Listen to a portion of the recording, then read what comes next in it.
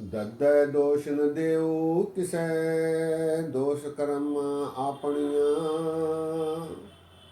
जो मैं किया सो मैं पाया, दोष न दीजै अवर जन।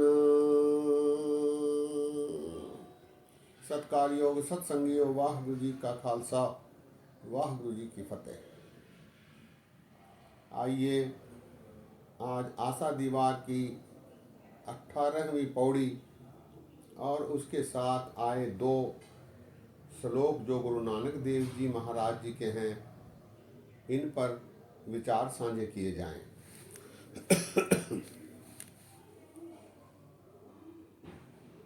पहले जो 2 श्लोक आए हैं, इनमें महाराज ने सूतक पर विचार प्रकट किए हैं। हम ये जो सूतक मानते हैं, झूठा मानते हैं, माया के वश होकर इसे सुच्चा, इसे झूठा मानते हैं। पवित्र और अपवित्र का ख्याल करते हैं। इसका एक विशाल कैनवास महाराज जी ने हमारे सामने रखा है। उनका कथन है कि सूतक कुछ और नहीं, केवल भ्रम है, जो माया के वश होकर मनुष्य इसका ख्याल करता है। महाराज श्लोक में फरमाते हैं,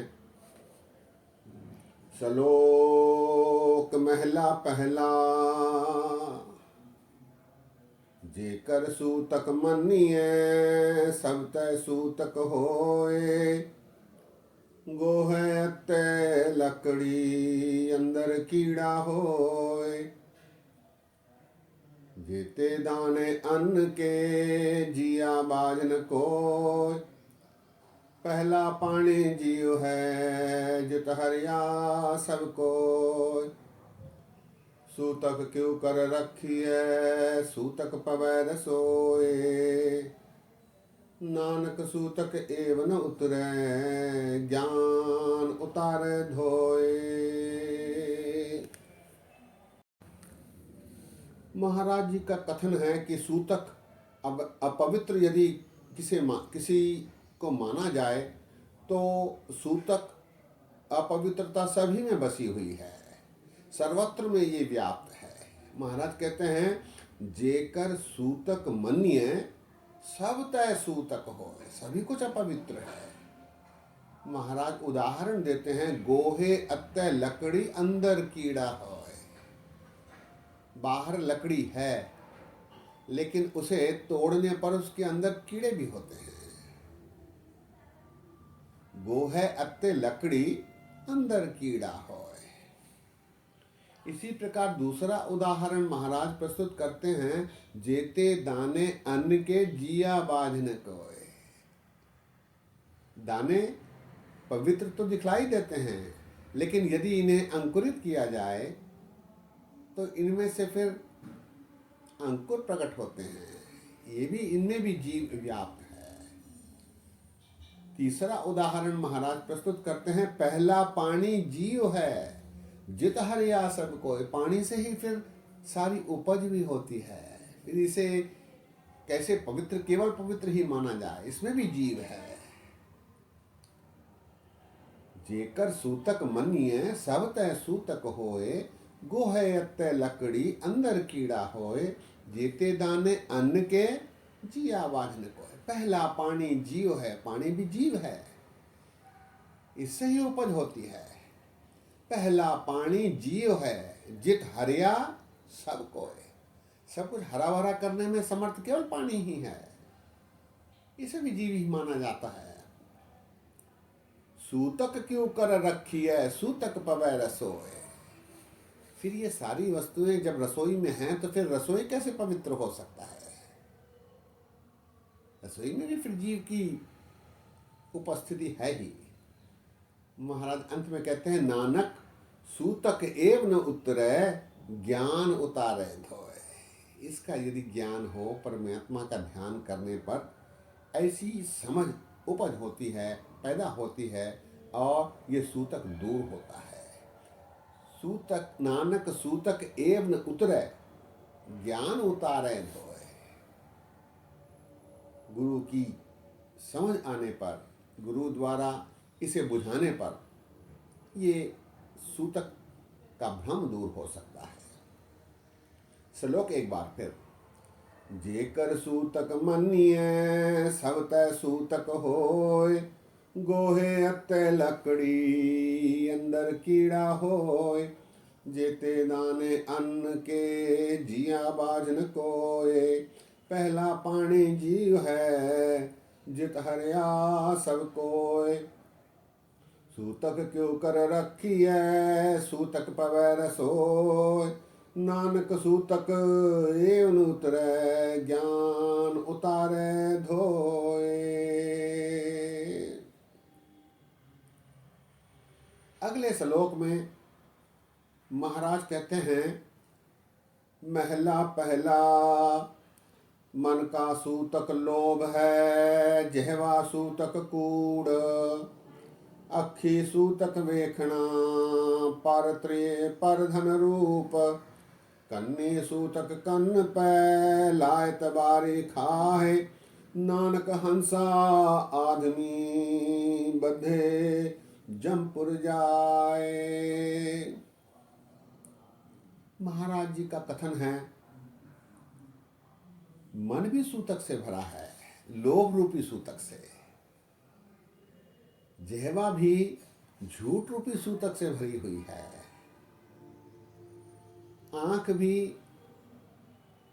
परस्त्री, पराई स्त्री को देखना, पराये रूप देखना, पराये का धन देखना, ऐसे सूतक से भरी हुई है। और कान चुगली से भरे हुए हैं, चुगली की सूतक से भरे हुए हैं। मन का सूतक लोभ है, जिह्वा सूतक कूड़। अखी सूतक वेखना पारत्रिय पारधन रूप।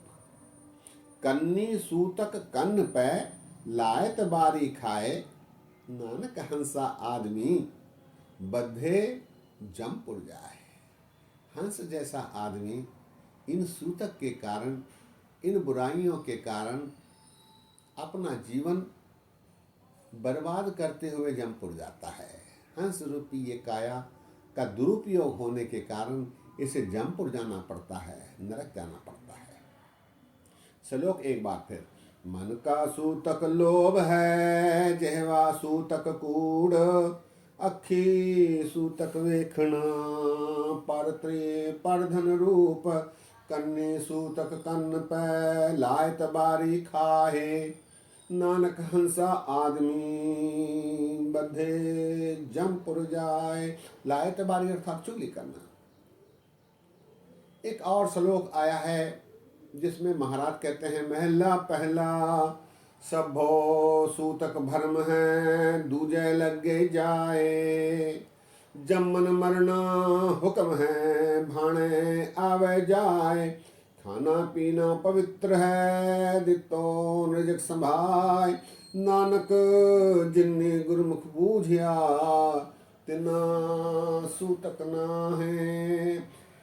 इस श्लोक के पीछे संदर्भ है, किसी के घर में किसी बालक बालिका का जन्म होता है तो उसे सूतक माना जाता है। कुछ दिन तक उसे फिर उससे व्यवहार नहीं किया जाता, पूजा पाठ आदि नहीं किया जाता। इन सब को ध्यान में रखते हुए महाराज जी ने इस श्लोक का उच्चारण किया है, सभो सूतक भरम है, दूजे लगे जाए। ये जो सारा सूतक अपवित्रता का ध्यान है, विचार है, ये भ्रम है जो माया के वश होकर मनुष्य के मन में प्रवेश करता है। सभो सूतक भरम है, दूजे लगे जाए। दूजे अर्थात माया के वश होता है। जम्मन मरना हुक्म है, भाने आवे जाए। कोई मरता है, कोई पैदा होता है, तो कोई अपवित्रता नहीं होती। ये तो भाने में गुरु के, परमात्मा के हुक्म के अनुसार मरते हैं और पैदा होते हैं। जम्मन मरना हुक्म है, भाने आवे जाए। इसमें सूतक कैसा है? खाना पीना पवित्र है, दित्तो नृजक समाय। रसोई में किसी को आने नहीं देते, छूने नहीं देते। किसी के छूने पर पानी फेंक देते हैं। इस प्रकार के जो बाह्याडंबर थे उनके विरुद्ध महाराज कहते हैं खाना पीना पवित्र है, दित्तो रिजक संभाए। परमात्मा ने ये रिजक संभाल के रख के मनुष्य को दी है, प्रकृति को दी है, ब्रह्मांड को दी है। नानक जिन्नी गुरुमुख बूझिया तिना सूतक ना है। जो गुरुमुख है, गुरु के हुक्म को मानता है, वो फिर इसको बूझ लेता है, इसे समझ लेता है, और फिर उसे कोई सूतक नहीं लगता, वो उन सूतक के नियमों को नहीं मानता। सबो सूतक भरम है, दूजे लगे जाए, जमन मरण हुक्म है, भाणे आवे जाए। खाना पीना पवित्र है, दित्तोन रिजक संभाए। नानक जिन्नी गुरमुख बूझिया तिना सूतक ना है। सत्संगियों, इन 3 श्लोकों में महाराज ने सूतक संबंधी अपने विचार रखे हैं। पौड़ी में महाराज ने परमात्मा की प्रशंसा यशोगान किया है। पौड़ी सदगुर वड्डा कर सालाही है, जिस विच वडिया वडियाइया, सह मिले तनदरी आइया, जातिस भाणा तामन वसाइया।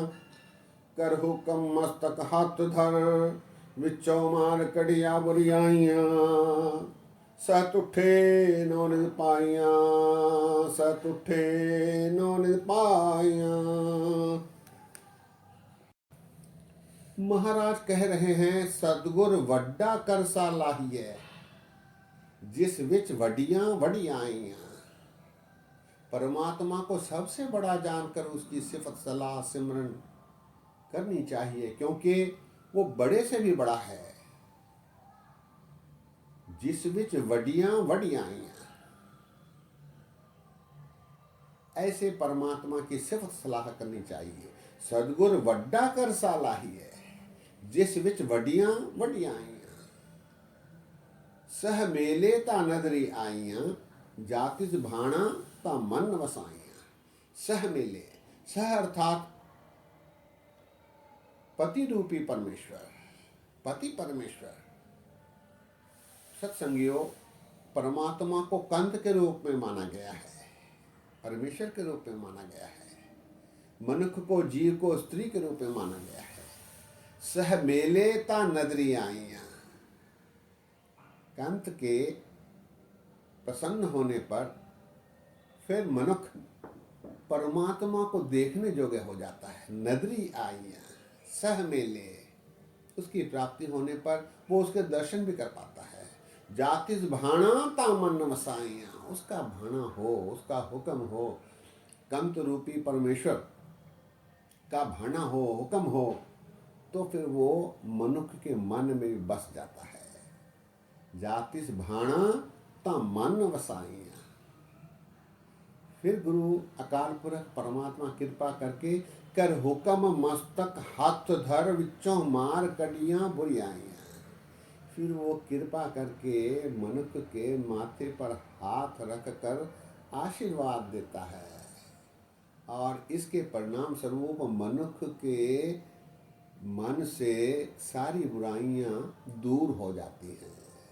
कर हुक्म मस्तक हाथ धर, विचों मार कड़ियां बुरियाइयां। सारी बुराइयां मनुष्य के फिर दूर हो जाती है। हर जन दो एक है, विद विचार किछ ना है। कर हुक्म मस्तक हाथ धर, विचों मार कड़ियां बुरियाइयां। और इसका परिणाम यह होता है सह तुठे नौ निधि पाय। सह अर्थात परमात्मा, कंत रूपी परमेश्वर, वो कृपा करके सारी प्राप्तियां करा देता है। सारी प्राप्तियां का नाम महाराज ने यहाँ दिया है नौ निधियां। पीछे दास ने नौ निधियों के बारे विस्तार से आप जी के साथ विचार किए हैं। नौ निधियां अर्थात सब कुछ प्राप्त हो जाना। सह तुठे नौ निधि पाइयां। पौड़ी एक बार फिर। सतगुरु वड्डा कर सालाहिए जिस विच वडिया वडियाइयां सह मेले ता नदरी आइयां जातिस भाणा ता मन वसाइयां कर हुकम मस्तक हाथ धर विचो मार कड़िया बुरियाइयां सह तुठे नो निद पाइयां सह तुठे नो निद पाइयां।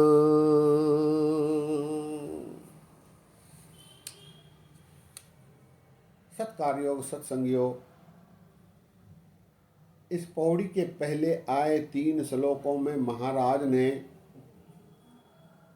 तात्कालीन समाज में जो सूतक रूपी भ्रम थे उनको दूर करने की कोशिश की, उनको जनता के सामने प्रदर्शित किया ताकि लोग इस भ्रम से बाहर आ सकें। गुरु नानक देव जी महाराज एक क्रांतिकारी समाज सुधारक थे। उन्होंने समय समय पर जहाँ भी संभव हो ऐसे बाह्याडंबर कर्मकांड का निषेध किया, उनको सरल भाषा में जनता तक पहुँचाने का सफल काम किया है। सत्संगियों, आज यहीं विश्राम है। बोलते समय गलतियां हुई हैं, दास को अनजान जानकर क्षमा बख्शो। फतेह सांझी करो। वाह गुरु जी का खालसा, वाह गुरु जी की फतेह।